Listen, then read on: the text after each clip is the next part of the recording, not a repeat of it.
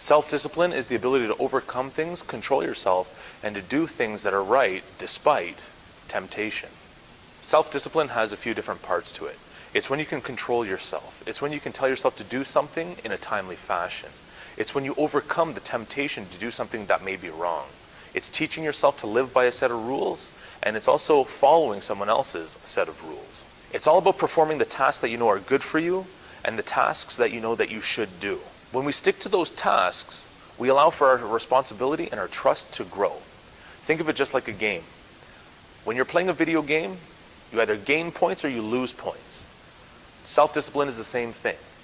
When you follow the rules and you listen to your parents, you build up those trust points. You build up the responsibility points.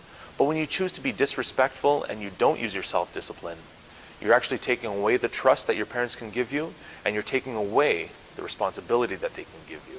Doing the things that we know we should do, or things that we've been asked to do very quickly and responsibly, actually sets us up for more opportunity.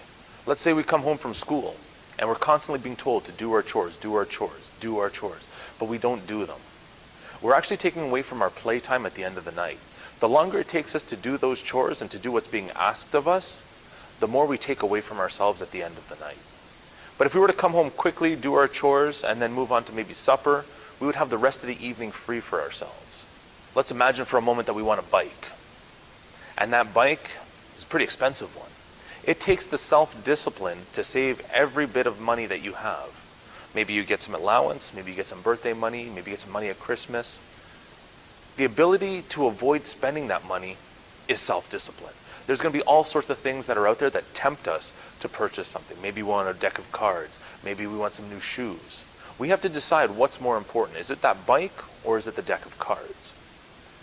If we fall into the temptation of buying something small and frivolous, like maybe a deck of cards or a chocolate bar, we slowly separate ourselves from our goal to purchase that bike.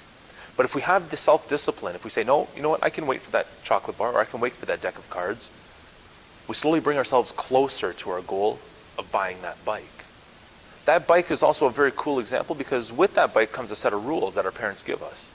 They often tell us, lock up the bike when you go somewhere, put it in the garage at the end of the night, or keep it out of the rain. They don't tell us these things to be hard on us.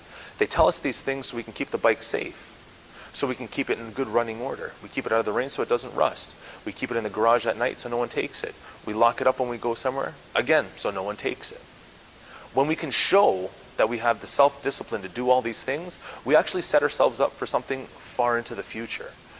Maybe one day we want to ask our parents to take the car to the store. If we follow through with that bike, we set a precedent. We let them know that we are trustworthy and that we have the self-discipline to take care of the things that they trust us with. We're building trust and we're building responsibility. For Keswick Karate, my name is Chris Talevsky. Thank you for watching.